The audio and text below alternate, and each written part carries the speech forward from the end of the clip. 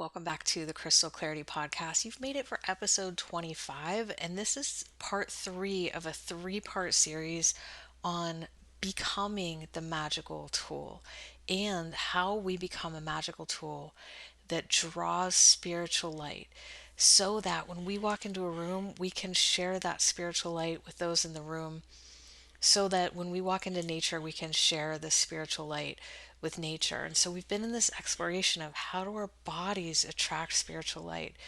And, when we attract spiritual light, all of these beings come to either gently transmute in that light or remember home in that light and make their own journey back home like a moth to a flame, remembering the light.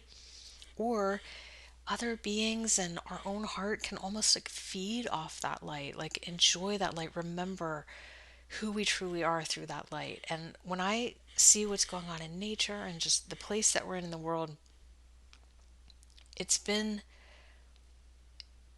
it's been a big question for me, like what can I give, how can I help conserve, protect, restore, how can I help regenerate nature. And so this series is all about how can we do that with our own bodies. What if we land up in the woods and we don't have anything with us and we just want to share spiritual light with the world? How do we raise our frequency as a crystalline antenna, because we are an antenna, we're built to be a crystalline antenna? And how do we raise our frequency to become resonant with other higher frequency vibration, and then as an antenna draw in that resonant vibration, and then that just builds and builds. And not just as somebody who loves nature, but as somebody who is a healer and a healee, and have seen so often that just walking into a room with a lot of light creates healing. If the room has a lot of light, if the room's vibration is raised, or just getting in proximity to a master who has a lot of spiritual light, or a healer who carries spiritual light, the healing begins just in that frequency. So in these three-part series, I want to talk to you about Genesis and the genesis of light. And today I'm going to talk to you about, for me personally, this is the state of consciousness that attracts the most spiritual light. So this is it. This is the big maha. This is the big moment where we wrap up the series and I let you know the state that attracts the most spiritual light. And all it is about situating into this state and becoming conscious of this state. And then this light comes in, and we are the magical tool, right? As magicians, we love our stones and we love our activation tools. This is how we activate. And we realize as we grow that we are the magical tool.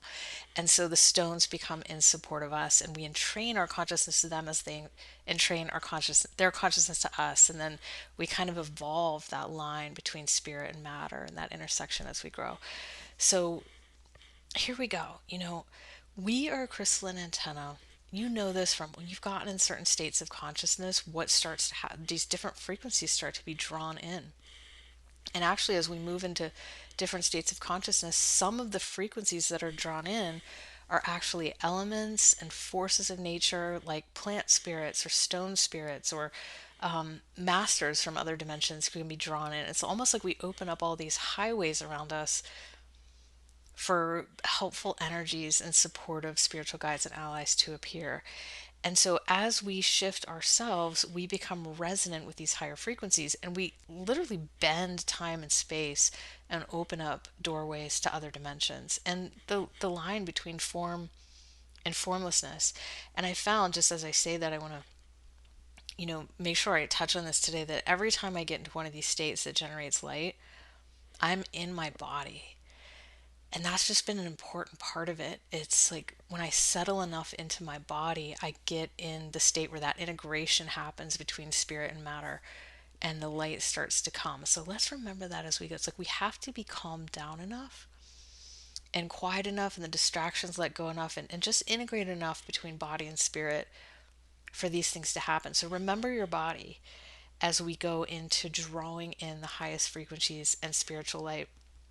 And I want to talk to you today about three stones that really support this state of consciousness I'm about to talk about, that has been the highest attractor of spiritual light for me in my humble and short history. So I'd love to hear about yours, by the way, if you want to share some of those with me or write it in the comments. So here we go.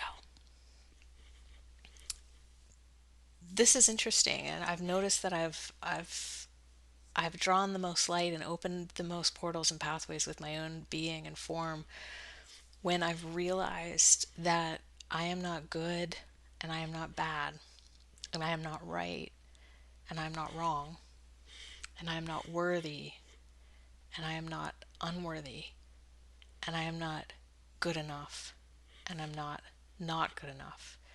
And when I see that I'm neither this or that, good or bad, right or wrong, and the judgment ceases between polarity, and I move into a state of non duality, that's when I draw the most spiritual light.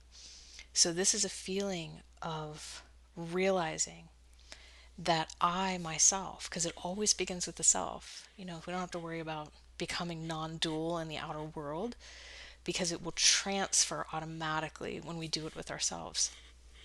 And if you sit and you calm and you be quiet and you realize that you were never worthy and you were never not worthy and you were never bad and you were never good, only the self or the ego can be good, bad, right, or wrong. But who you truly are is beyond good, bad, right, or wrong. Who you truly are exists beyond polarity. And who you truly are exists in a place where those opposites unify into a unified state of oneness. And that's where you'll actually find who you truly are. And when I have sat and integrated and become conscious that I am not good or bad, or worthy or unworthy, or enough or not enough, I have moved into a state of non duality in my being, or we can call it oneness. And it is the most freeing feeling I have ever experienced. It is the most freedom. It is the most incredible feeling of freedom. It it's pure freedom to realize that you're not good, bad, right, or wrong. And in that place of just pure freedom, the light becomes so bright and strong that there are actually all kind of energies that come and want to witness or be a part of or dance in the light or play in the light or gently transmute in the light or purify. And it's because I'm not me. I'm not the self. I'm not Sarah at all. It's like who I am, who I truly am. And when somebody's in a body on this earth in remembrance of who they truly are, in that absolutely free state beyond good, bad, right, and wrong, massive spiritual light settles into the field and settles into the body. So we can call it non duality, we can call it oneness, and this is the place where you're free. And it's the place where you will heal people, you will regenerate nature just by being in that state. This is what the Tao was always trying to teach us. This is the heart of the Tao. Even in Taoist Qigong, it's like the very first thing that the practitioner does is imagine the full moon coming up over to the top of their head and the full sun coming up to the top of their head, and they merge in the sky, and those polarities become one. And just seeing that, and the light just goes, whew, it just illuminates the entire sky in your visualization without even you doing it. And then we drop that ball of unified light into the top of our head, and that's how we start the practice in some forms. So the Tao was always talking to us about if you could just get beyond the place where you think you're worthy or the place where you think you're unworthy, you will feel and realize the true freedom of who you really are. The Tao, my teacher in acupuncture school used to say, if you take, he used to say, taking Daoism seriously is taking oneness seriously. Taking Taoism seriously is taking oneness seriously. And to do that, we have to become conscious that the mind is always going to split. It's always going to polarize. To the mind, to the self, you're always good or bad. You're always right or wrong. So is the world. And so it's when we lose that and step into a state of non duality by grace, right? By this light, we attract the most high frequency light. there is. And so I want to talk to you about three stones that really support this and kind of mirror this state of being on the outside while you're inhabiting it on the inside. But before I do that, I want to share too that the reason I call this series Genesis of Light is we're talking about the creation of light. We're talking about the birth point of light, the starting point of light, the origin of light. And what the word Genesis really means, or what it encodes, is Genesis means genes of Isis. You can see genes of Isis is hidden in the word. And what are the genes of Isis? The genes of Isis are the creation codes of the Divine Mother, or the Divine Feminine. And I mean the full Divine Mother, Divine Feminine that encompasses all. So it's not the polarity female versus masculine. It's the full Divine Mother that is all things. And the genes of Isis are the creation codes. They are the codes of creation. They are the birthplace of all things. They start all things. The creation codes, or the genes of Isis of the earth, is the stones. It's the stones and the minerals that are the creation codes. They hold inside their matrix a point inside them that is unified with the unified field. The field of all possibility emerges from it. And so these creation codes are inside that matrix and they hold all possibility. And they're the origin point of everything on earth. They birth all of the plants, which births all of the life on earth. And it's inside these stones. These are the genes of Isis, right? The stones are the DNA of Mother Earth. The stones, the crystals, they're the DNA of Mother Earth. They are the creation codes of Mother Earth. Now, inside of us, we have creation codes within us. You know, she made us in her likeness and image, and we can actually create. Now, inside of us, we create. We are creators. We have all of those creation codes inside of us. And just like the body of the earth, inside the body of us, you know, the body of the earth, it's the stones. In the body of us, it's the bones. It's the crystalline matrix in the bones. And what is inside the bones? That dense bone marrow. Inside that is the DNA. And the DNA inside us holds the creation codes. It is a crystalline antenna as well. And inside the DNA is a connection point to all possibility.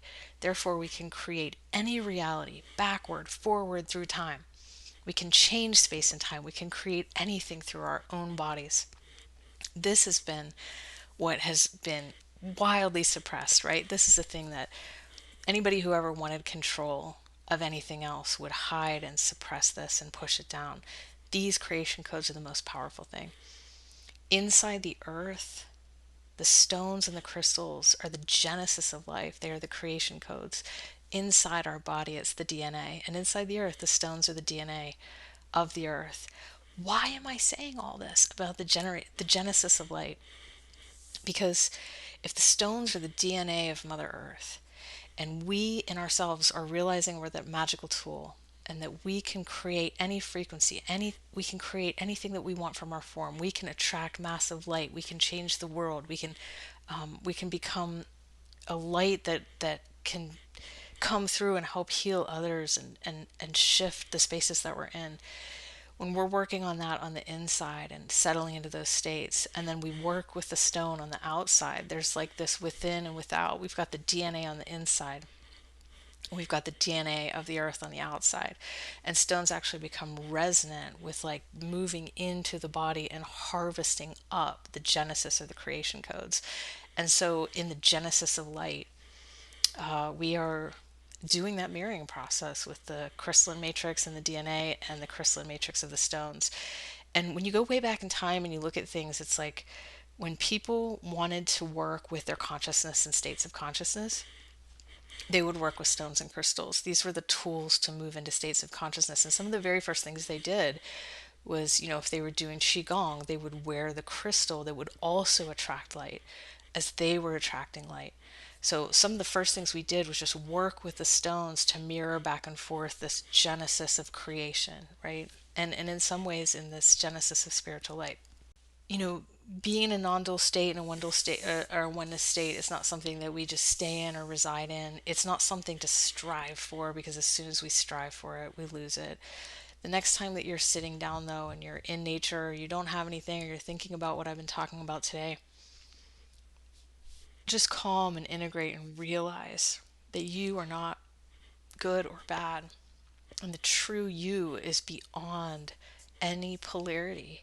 The true you has nothing to do with anything that's split or polarized or one thing or another.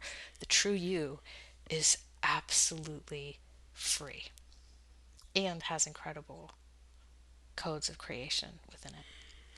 So, one of the stones that is wonderful is this sunstone moonstone mixture. I just want to share some stones with you that I work with for this. So, this is awesome. Sunstone and moonstone merged together. So it's exactly what I was talking about with the Qigong. It's like the sunstone and the moonstone. To shamans, sunstone and moonstone were very important, because any stone that mimics natural forces is always very important. When they discovered this sunstone and moonstone merged together, to me, this is absolutely resonant with bringing the yin and the yang together, bringing the sun and the moon together. It's bringing together polarity, it's bringing together opposites, and they unify into oneness. So this should be called like oneness stone, the sunstone, moonstone, and it really does impart a frequency of unity consciousness. It's great to work with in healing. We have these at the Crystal Clarity shop. It's just the shop that we had. Just letting you know, if you're looking for these, we have these at the Crystal Clarity shop. We love these. This new kind of feldspar is like a tantra between the sun and the moon.